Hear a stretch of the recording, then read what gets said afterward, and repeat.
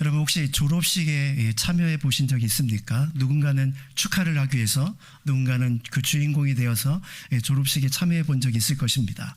저도 저 아이들의 졸업식에 몇 번 참여해 봤는데요. 좀 낯선 장면들을 통해 좀 신선한 충격을 받은 적이 있습니다. 저희 아들은 이제 이 아이들이 초등학교 이제 졸업을 하게 되는데 예전에는 참 엄숙했잖아요. 그리고 선생님과의 헤어짐, 친구들과의 헤어짐 때문에 좀 이렇게 울먹이기도 했는데 사뭇 분위기는 완전히 다르더라고요. 초등학교 졸업식에 모든 졸업자들이 졸업자 가운을 입고, 그리고 공부 잘하는 대표자만 나와서 한 명 이렇게 졸업장을 받는 게 아니라 하나이 하나이가 다 강단에 올라가서 바로 교장 선생님에게 졸업장을 이렇게 받는 장면이 매우 인상적이었습니다. 근데 저의 딱 눈에 든 게 하나가 있다면, 한 명씩 한 명씩 강단에 올라가서 이제 이렇게 졸업장을 받는데 그 뒤에 그 아이가 살아왔던 모든 어떤 취미, 특기, 그리고 장래 희망이 스크린에 이렇게 딱 뜨는 것입니다. 거기에 아이들의 그 미래에 대한 꿈이 이제 적혀져 있는데요. 프로게이머, 쇼콜라티가 뭔지 아십니까? 걸그룹, 요리사, 체육교사, 사이클 선수, 의사, 이런 다양한 그런 직업들이 자신의 장래 희망이라고 이렇게 쓰여져 있는 것을 보게 되었습니다. 사실 저희 때만 해도 꿈이 거의 5개로 요약이 됐거든요. 남자들은 장군, 대통령, 이런 거. 근데 요즘의 아이들은 너무 다양한 그런 꿈을 꾸고 있는 것을 바라보면서 처음에는 그것이 놀랍고요. 두 번째로는 내가 초등학교 시절에 나는 무슨 꿈을 꾸었는가, 그리고 지금 시점에 나는 그 꿈을 얼마나 이루고 있는가, 내 자신의 삶을 한번 좀 돌아보게 되는 계기가 되었습니다. 우리의 삶은 이상과 현실이라는 것이 존재하죠. 이상이 되고 싶은 거라면 현실은 지금 나의 모습입니다. 되고 싶은 모습대로 살지 못하는 우리의 현실적인 모습이 있다는 것입니다. 그래도 우리는 날마다 꿈을 꿉니다. 아직 되어 있지는 않지만 새로운 미래를 향하여 그런 큰 꿈을 우리가 꾸게 되는 것이죠. 꿈하면 생각나는 그런 성경의 사람이 있죠. 요셉이라는 사람입니다. 그런데 여러분, 요셉보다 먼저 꿈을 꾼 한 사람이 있습니다. 그 사람이 바로 야곱이라는 사람입니다. 야곱은 꿈을 위해 달려간 사람입니다. 그러나 요셉처럼 아름다운 모습이 아니라 어떻게 보면 사실은 슬픈 모습의 꿈쟁이 모습을 보여주는 것이 사실은 야곱이죠. 성경을 읽다 보면 은혜가 되고 도전이 되는 인물들이 많이 나옵니다. 그런데 이해가 되지 않고 이런 사람이 무슨 성경의 인물이 될까? 이렇게 의아한 인물이 있습니다. 가장 대표적인 사람이 야곱이죠. 야곱이 어떻게 믿음의 전당에 그의 이름을 남겼을까? 사실 그의 인생을 돌아보면 특별히 주목할 것이 없다는 것을 발견하게 됩니다. 아브라함처럼 믿음을 개척한 사람도 아니고, 아버지 이삭처럼 순종하는 믿음을 가졌던 것도 아니고, 요셉처럼 고난 가운데 끝까지 하나님을 붙잡은 그런 사람도 아니었습니다. 수단과 방법을 가르지 않고 자신의 꿈을 쫓아서 냉철하게 달려갔던 그런 인물이 바로 이 야곱인데, 성경은 그 야곱을 오늘 믿음의 사람이라고 이렇게 말씀하고 있는 것입니다. 오늘 우리는 야곱의 삶을 좀 추적해 나가면서 본문 말씀과 함께 한번 살펴보기를 원합니다. 야곱은요, 창세기 25장부터 시작해서 창세기 49장까지 등장합니다. 무려 18장에 걸쳐서 바로 이 야곱의 인생이 기록되어 있습니다. 그 중간에 야곱의 아들들의 이야기가 나오는데요. 요셉의 이야기, 유다의 이야기, 다른 12명의 아들의 이야기가 나오는데 그 아들의 이야기조차도 이 야곱의 인생의 한 부분으로 이렇게 들어있는 것을 보게 됩니다. 그만큼 성경은 야곱의 인생에 많은 분량을 할애하고 있습니다. 성경은 어떤 야곱처럼, 성경이 어떤 이 야곱처럼 태어나기 전부터 죽을 때까지 모든 순간을 다 기록해 놓은 인물이 거의 없습니다. 근데 오직 거의 유일하게 야곱만이 어머니 뱃속에서부터 그의 인생의 전체를 다 기록해 놓고 있죠. 물론 분량이 많다고 해서 그 사람이 대단한 인물은 아니지만, 성경이 왜 그의 뱃속에 있을 때부터 죽을 때까지 전 인생의 풀스토리를 성경에 기록해 놓았을까요? 그것은 우리의 삶과 너무나도 닮아있기 때문입니다. 우리가 어떤 삶을 살아가야 할지를 야곱을 통해서 우리에게 보여주고 있는 것이죠. 오늘 우리가 읽은 이 본문의 말씀은요, 야곱의 죽음, 즉 노년의 인생만을 보여줍니다. 근데 저는 좀 야곱의 전체 풀스토리를 성경을 통해서 함께 좀 살펴보기를 원합니다. 야곱은 청소년과 청년기를 거쳐서 장년기, 노년에 이르기까지 그의 믿음의 삶을 살았던 사람이었습니다. 그의 인생의 청소년 청년기는 바로 방황하는 인생이었지만, 그러나 점점 믿음으로 자라가는 그런 모습들을 우리에게 보여주죠. 그러면 그의 인생을 통해서 우리에게 주시는 메시지가 무엇일까요? 우리는 야곱의 인생을 한번 더 깊이 한번 들어가 보도록 하겠습니다. 이삭은 아브라함이 긴 기다림 가운데 태어났던 아들이었죠. 25년을 기다렸습니다. 이삭도 마찬가지로 바로 아들들을 낳기 위해서 긴 시간을 또한 기다려야만 했습니다. 긴 기다림 가운데 하나님께 주신 그런 두 아들, 쌍둥이 아들 이삭과 야곱이 드디어 태어납니다. 야곱은 한마디로 말해서 경쟁하는 인생이었죠. 뱃속에서부터 그의 형과 내가 먼저 나갈 거야, 네가 먼저 나가, 이렇게 서로 다투고 싸우는 그런 모습을 보여줍니다. 쌍둥이로 태어난 이 야곱은 태어나면서부터 형과 또한 경쟁하기 시작합니다. 우리가 지난주에 살펴봤듯이 야곱은 형 에서의 듬뿍 사랑을 받는 이삭 아버지의 사랑을 받지 못했습니다. 늘 애정의 결핍 가운데 살았고 어머니가 그에게 특별히 사랑을 주었지만 온전한 사랑이 채워지지 못했습니다. 야곱은 자신의 선택과 상관없이 이렇게 불행하게 태어났고 의도치 않게 바로 아무것도 없는 인생으로 태어난 인생이 야곱이라고 볼 수 있습니다. 나도 장남으로 태어나고 싶고 나도 아버지의 사랑을 받고 싶은데 그렇게 할 수 없는 인생이 야곱이었다는 것입니다. 어떻게 보면 사랑 컴플렉스, 차자 컴플렉스를 가지고 살았던 인생이 바로 이 야곱이었죠. 자, 그러면 이 야곱은 이 결핍을 어떻게 해결해 나갔습니까? 야곱은 인간적으로 수단과 방법을 가리지 않고 형의 것을 빼앗는 것으로 바로 자신의 인생을 채워가기 시작합니다. 야곱은 자신이 세운 목표는 반드시 이루는, 세상 말로 하면 악바리 인생의 야곱이었죠. 금수저로 태어난 에서는요 늘 여유가 넘쳤습니다. 남성다움도 넘쳤고 그리고 가진 것이 많았기에 늘 여유로워 보였습니다. 반면에 야곱을 보십시오. 야곱은 가진 것이 없으니 채워넣기에 급급한 인생을 살아갑니다. 그런데 그 수단과 방법이 잘못되었죠. 형의 것을 빼앗는 것을 자신의 행복 추구로 그렇게 삼았던 것입니다. 배고픈 형을 유혹해서 팥죽 한 그릇에 장자권을 삽니다. 물론 장자권이 아무것도 아니듯이 팔아 넘기는 에서에게도 문제가 있지만 교묘한 방법으로, 가장 간악한 방법으로 그 장자권을 빼내는 야곱의 모습은 얼마나 사실은 간악하게 보입니까? 어머니와 함께 공모하여 아버지를 속일 때는 어떻습니까? 아마 이 최초의 나무 주연상을 줘야 된다면 야곱이 아닐까 그런 생각을 하게 됩니다. 아버지를 멋지게 속이고 축복을 따내죠. 여러분, 한번 기회를 포착하면 절대로 놓치지 않는 사람, 그 사람이 바로 야곱이라는 인생입니다. 야곱의 뜻이 바로 그런 뜻 아닙니까? 속이다, 약탈하다. 우리식으로 쉽게 바꿔보면 바로 이런 의미가 야곱의 뜻입니다. 사기꾼이라는 또 다른 이름의 이 야곱. 이 야곱은 그의 이름에 너무나도 잘 어울리는 삶을 청소년기와 청년기까지 그렇게 살았던 것이죠. 요즘식으로 이야기하면 야심가이면서 치밀한 성격에 악바리 근성으로 똘똘 뭉친 사람, 어떻게 보면 지금 현대의 사람들 중에 가장 사람들이 선호하는 사람, 이런 사람이 성공하고 이런 사람이 승리하지 않겠습니까? 어떤 일을 맡기든 반드시 이뤄내는 그런 능력자, 그 사람이 바로 야곱이었던 것입니다. 근데 여러분, 세상의 관점에서 바라보는 야곱과는 다르게 성경은 다른 관점으로 이 야곱을 주목합니다. 야곱에게는 치명적인 약점이 있었습니다. 그것은 하나님의 때를 기다리지 못하고 자신이 원하는 때에 자신이 원하는 방법으로 자신의 욕망을 채우기를 바랬던 가장 인간스러운 모습이 바로 야곱의 모습이었던 것입니다. 야곱은 스스로 태어나면서부터 자기가 불행하다고 생각했을 것입니다. 왜냐하면 장자가 아닌 차자로 태어났기 때문이죠. 자신의 인생의 행복은 아버지가 나를 사랑해 줘야 되는데 사랑을 베풀어 주지 못한다라고 하며 낙심했는지도 모르겠습니다. 야곱은 그것을 참을 수가 없었죠.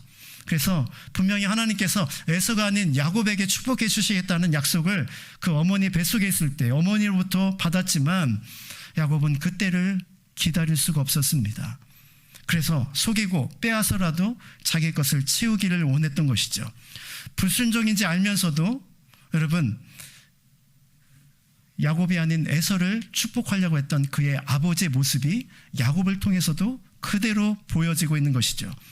야곱의 어린 시절은 아버지의 노년 시절과 너무 많이 닮아 있습니다. 하나님의 뜻을 버리고 내 뜻대로 살려고 하는 그런 모습이 바로 그렇게 오버랩되며 닮아 있는 것이죠.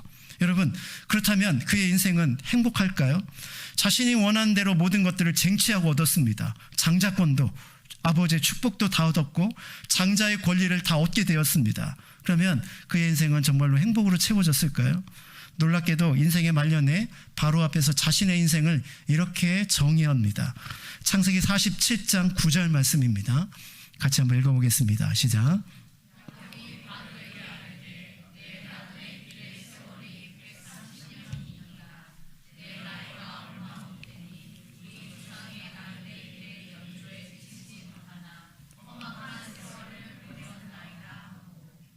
자신의 인생을 한마디로 요약합니다. 나는 조상들보다 오래 살지 못했습니다. 그리고 나는 그 짧은 인생을 살아가면서도 험악한 인생을 살았습니다. 자신의 삶을 이렇게 정의하고 있는 것이죠. 여러분, 야곱은 왜 험악한 인생을 살았을까요? 그가 험악한 인생을 살 수밖에 없었던 이유가 차자로 태어났기 때문일까요? 아니면 아버지의 사랑을 받지 못한 사랑 결핍 때문이었을까요? 아니요, 성경은 하나님의 때를 기다리지 못했기 때문이다 라고 우리에게 가르쳐주고 있는 것입니다. 하나님보다 너무 성급하게 앞으로 나아갔고 하나님의 방법이 아닌 인간적인 방법으로 그 뜻을 이루려고 했던 야곱, 이 야곱은 오늘날 살아가는 우리의 모습과 사실은 매우 닮아 있음을 보게 됩니다. 여러분, 그의 열심과 열정은 우리가 인정해 주어야만 합니다. 그러나 여러분, 그가 역설적으로 열심히 하면 할수록 그의 삶은 하나님의 뜻과 더 멀어졌습니다. 그가 최선을 다하면 대할수록 그것은 하나님 뜻에 순종하는 것이 아니라 불순종으로 달려가는 인생이 되었다는 것입니다. 여러분, 그리스도인의 삶은 단지 열심히 사는 인생이 아닙니다. 여러분 기억하십시오. 바르게 그 다음에 열심히 살아야만 합니다.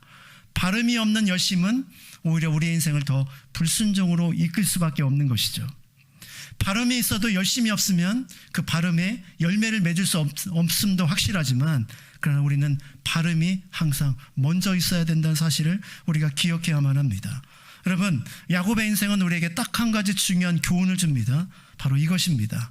지금 빨리 가는 것이 결코 빨리 가는 것이 아닐 수 있다는 것입니다. 지금 기도하는 것이 결코 늦어지는 것이 아닐 수 있다는 것입니다. 지금 한 걸음 두 걸음 빨리 간다고 해서 그의 인생이 빨리 가는 것이 아니고, 지금 하나님의 때와 하나님의 뜻을 분별하기 위해 지금 엎드리는 이 시간이, 남들은 다 달려가고 있는데 나는 아무것도 하지 않은 것 같아서 불안해할 필요가 없는 하나님의 뜻을 분별하는 그때, 그 순종의 때가 바로 기도하는 때라는 것이죠.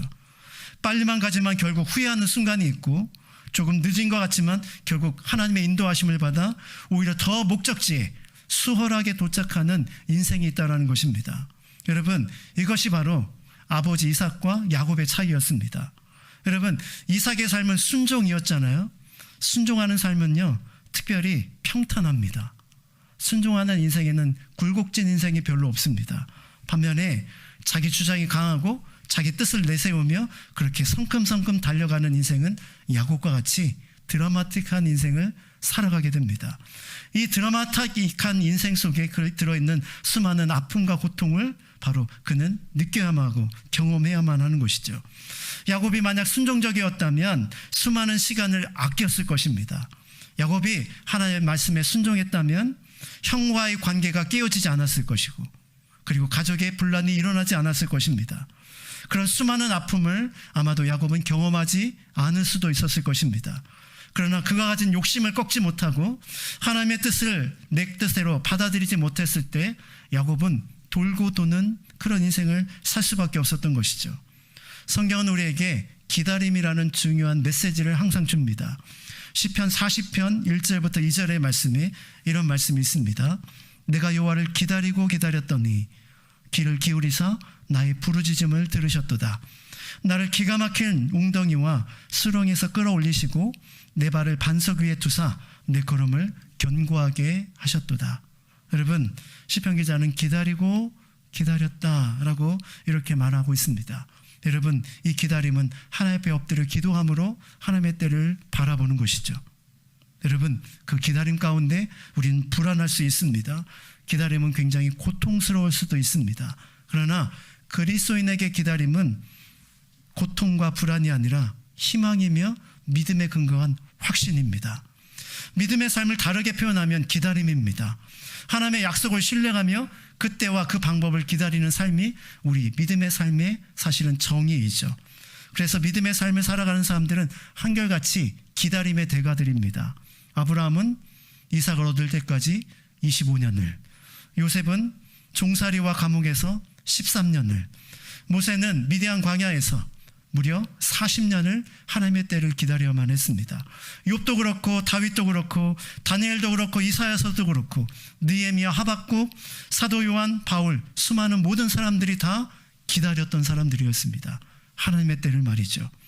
여러분, 사람들은 기다림은 나약한 사람들이 하는 체념이라고 생각합니다. 아무것도 할 수 없으니 기다릴 수밖에 없다, 이렇게 생각하는 것이죠. 여러분, 그렇지 않습니다. 정말 믿음이 강한 사람만이 기다릴 수 있습니다.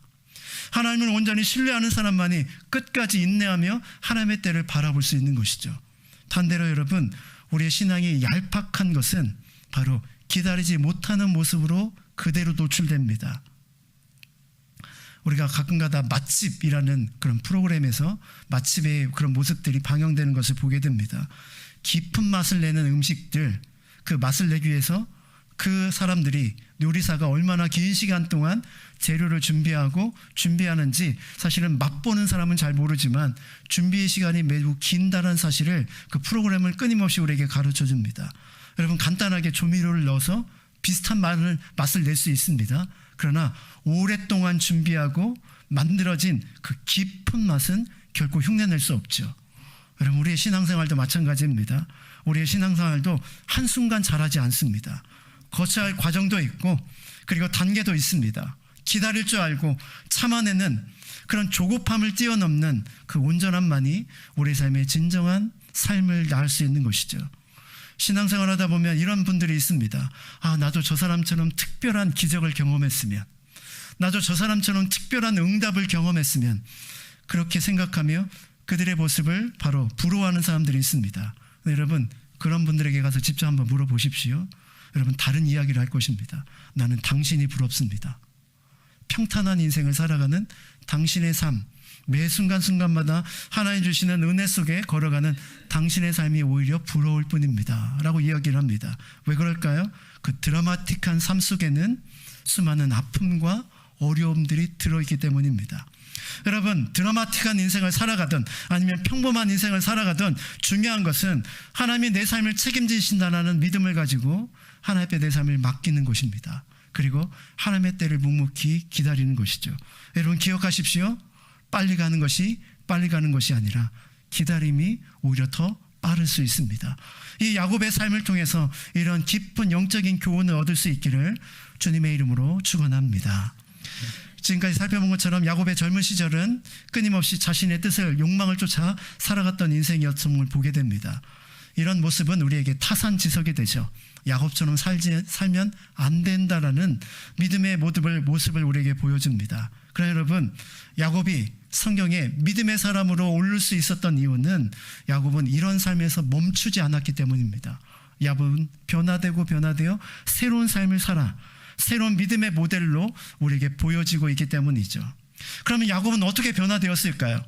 야곱이 각고의 노력 끝에 철저하게 자신을 깨트리고 그렇게 하나님을 의지했기 때문에 야곱이 변화됐을까요? 아니요. 성경은 그렇게 말하지 않습니다. 정확하게 말하면 그의 인생 가운데 하나님께서 찾아오셨기 때문입니다. 야곱은 변화되려고 하지 않았지만 하나님은 그의 인생 가운데 찾아오셔서 그를 깨트리시고 변화시키기 시작했죠. 야곱의 인생 가운데 중요한 세 차례의 만남이 있습니다. 바로 첫 번째 베델에서, 두 번째 야복강가에서, 그리고 세 번째 다시 베델에서 하나님은 위험천만한 상황에 빠져있은 그 순간에 항상 그의 인생에 찾아오시고 그에게 말씀해 주셨습니다. 야곱은 자신의 욕심으로 어머니와 합작하여 모든 것을 손에 쥐었지만, 그래서 다 이루었다, 내가 원하는 뜻을 다 이루었다라고 환호했지만 그것은 그의 헛된 꿈이었습니다. 그의 현실은 그를 죽이려고 달려드는 에서를 피해서 집을 떠나야만 했습니다. 이제 도망자 신세, 나그네 인생이 된 것이죠. 그를 그렇게 사랑했던 어머니도 그의 인생 가운데 다시는 볼 수가 없었습니다. 이 방랑의 인생을 바로 자신이 원하는 그 뜻을 이루고 난 후에 그에게 주어진 것이죠. 절망과 소망이 없는 나그네로 걸어가고 있을 때 바로 하나님이 그에게 찾아오셨습니다. 베델에서 말하죠. 야곱은 모든 것을 잃고 이제는 꿈까지도 잃었지만 하나님께서는 그 빈손을 잡아주시면서 그를 다시 한번 세워주셨습니다. 그리고 그에게 베델에서 찾아오셔서 그 밤에 이런 말씀을 허락해 주셨죠. 창세기 28장 15절 말씀입니다. 같이 한번 읽어보겠습니다. 시작.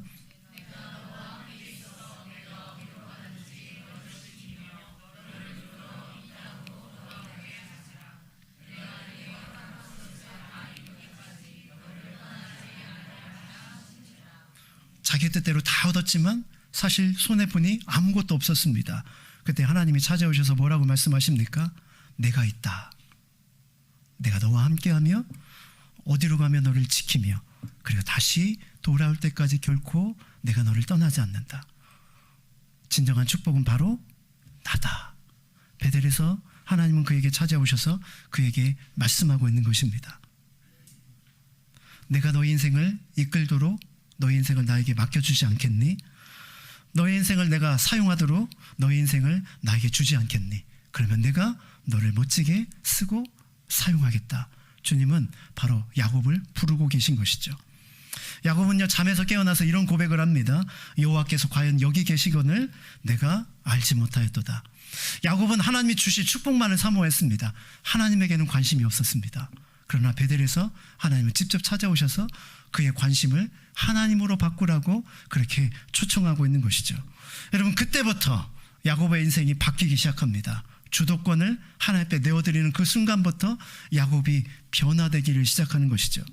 내 뜻과 내 생각으로 자신의 인생을 개척해 나가던 그의 인생이 이제는 자신의 삶을 하나님께 맡기는 그 순간부터 하나님께서는 그를 새롭게 빚어가기 시작하는 것이죠. 여러분, 장자권과 축복권만 얻으면 내 인생이 행복할 것이라고 생각했던 야곱, 그것은 철저한 자신의 잘못된 계산이었습니다. 이제는 하나님께 자신을 맡기는 새로운 인생만이 그의 진정한 축복임을 깨닫게 된 것이죠. 어른들의 말에 이런 말이 있습니다. 돈을 쫓아가면 돈을 벌지 못하고 돈이 나를 쫓아오게 만들어야 진정한 부자가 된다. 여러분, 세상적인 교훈이지만요, 우리가 한번 우리의 신앙생활에 한번 적용해 보면 막 우리가 복을 추구하면요, 절대로 우리가 복의 인생을 살 수 없습니다. 복을 주시는 하나님을 바라보고 하나님 앞에 나아갈 때 하나님께서 우리에게 은혜와 사랑으로 우리에게 복을 허락해 주시는 것이죠. 야곱의 인생은 지금까지 그런 인생을 살았던 것입니다. 복 그런 인생을 살았습니다. 근데 지금부터는 하나님이 주인 되신 삶으로 그 인생이 전환되기 시작하는 것이죠. 하나님은 이제부터 그를 만들어가기 시작합니다. 그의 만드는 방법은요, 매우 혹독했습니다. 그가 드디어 삼촌의 집에 도착했죠. 삼촌의 집에서 무려 20년을 살아가게 되는데요, 삼촌이 그를 혹독하게 훈련을 시킵니다. 그 혹독한 훈련은 무엇이었습니까? 속임이라는 키워드로 요약할 수 있습니다. 여러분, 야곱은요, 속이는데 능숙한 사람이잖아요. 형도 속이고 아버지도 속였던 그런 사람인데 무려 20년 동안 더 잘 속이는 바로 그 삼촌 라반에게 수없이 속임을 당합니다. 결혼식도 속임을 당하죠. 임금에 대한 약속도 무려 10번이나 바꾸는 끔찍한 그런 사건들을 경험합니다. 뛰는 놈 위에 나는 놈. 그것이 바로 야곱이의 바로 삼촌 라반이었던 것이죠.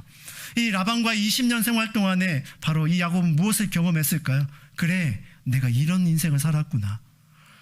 약삭빠르게 모든 것을 누리려고 했지만 내가 얻을 수 있는 것이 아무것도 없는 것이, 즉 하나님이 내게 허락하시지 않으면 아무것도 누릴 수 없는 것이 나의 인생이구나. 이것을 무려 20년 동안 혹독한 훈련을 통해서 그가 깨닫게 되는 것입니다. 그리고 드디어 이런 영적인 교훈을 가지고 집으로 돌아오다가 또 다른 시련 앞에 서게 되죠. 즉 복수심에 칼을 갈던 바로 그 형 에서가 그 돌아온다는 야곱의 소식을 듣고 군사를 이끌고 죽이기 위해서 그에게 추격해오는 장면을 경험하게 됩니다. 이제는요, 야곱은 에서를 맞설 아무런 힘이 없었습니다. 그 전까지는 그래도 나름대로 자신의 방법으로 큰 부자도 이루었지만 이 문제만은 결코 해결할 수가 없었죠.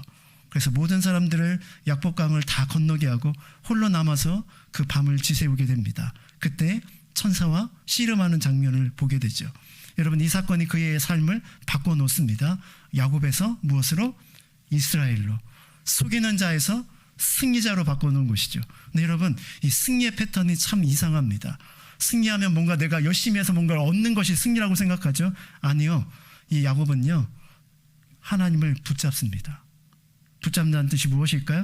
나는 내 힘으로 문제를 해결할 수 없습니다. 하나님의 은혜만으로 내 문제를 해결할 수 밖에 없습니다.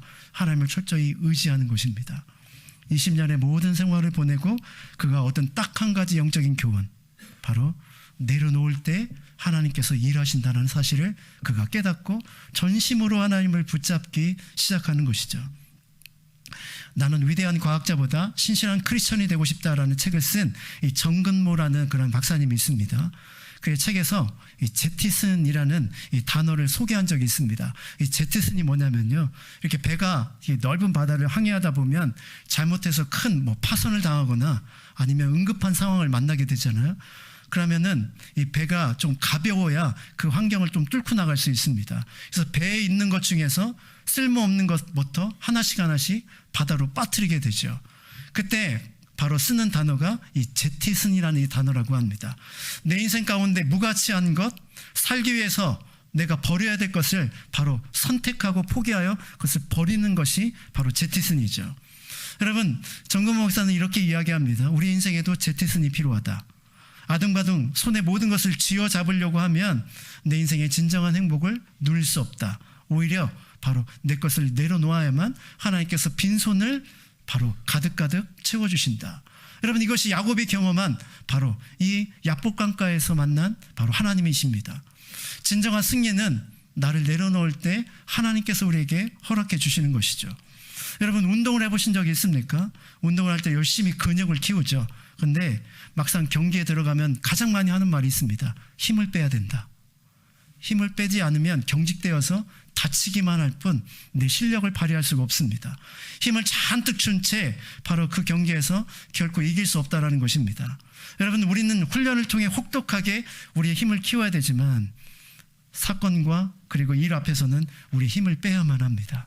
그리고 하나님께 우리 삶을 맡기는 삶을 살아야 하는 것이죠. 야곱이요, 이스라엘이 되는데 20년이 걸렸습니다. 힘을 빼는데 20년이 걸렸다는 것입니다. 여러분, 우리 삶에도 여전히 내가 붙잡고 있는 것이 있습니까? 이거 아니면 안 돼라고 생각하며 여전히 붙잡고 있는 것, 그것을 손을 펴시고 여러분이 베델로 야복강가로 올라가시길 바랍니다.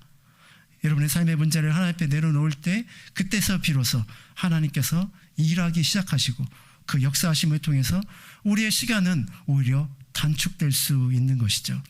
이런 나의 내려놓음을 통해서 새롭게 써가시는 하나님의 은혜를 경험할 수 있기를 주님의 이름으로 축원합니다. 야곱은요, 이렇게 이스라엘로 변화되었습니다. 자신을 꺾고 하나님의 뜻을 따르는 삶을 살아갔죠. 그리고 인생의 노년에 그가 어떻게 얼마나 성장했는지를 오늘 본문은 우리에게 이렇게 소개해주고 있습니다. 21절 말씀으로 다시 한번 돌아가겠습니다. 시작.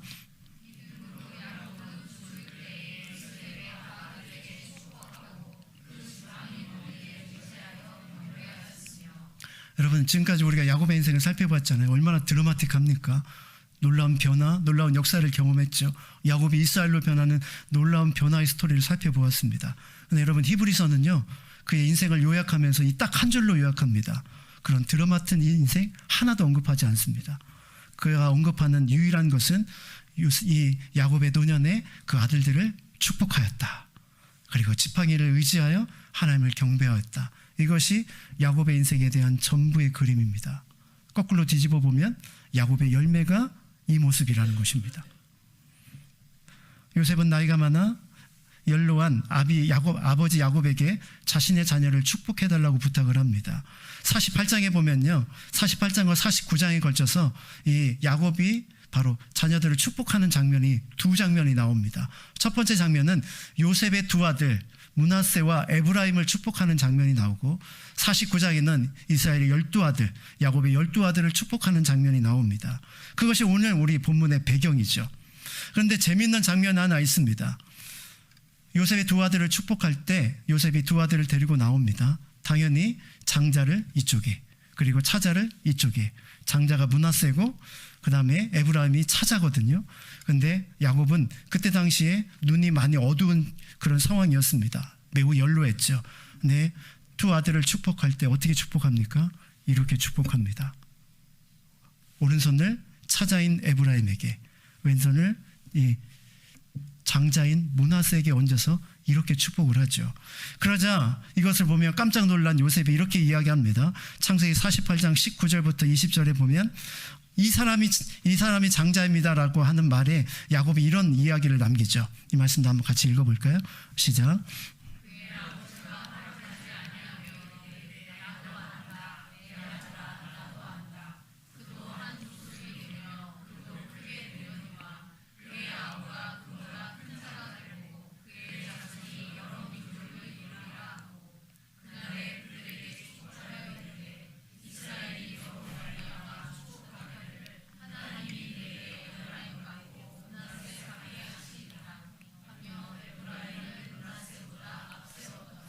야곱은 왜 이렇게 에브라임을 므낫세보다 앞세웠을까요?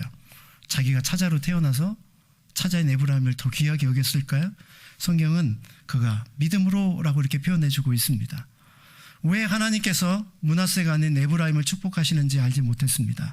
그러나 이것이 하나님의 뜻인 것을 분별하고 그 뜻대로 그는 그대로 순종하는 모습을 보여주죠.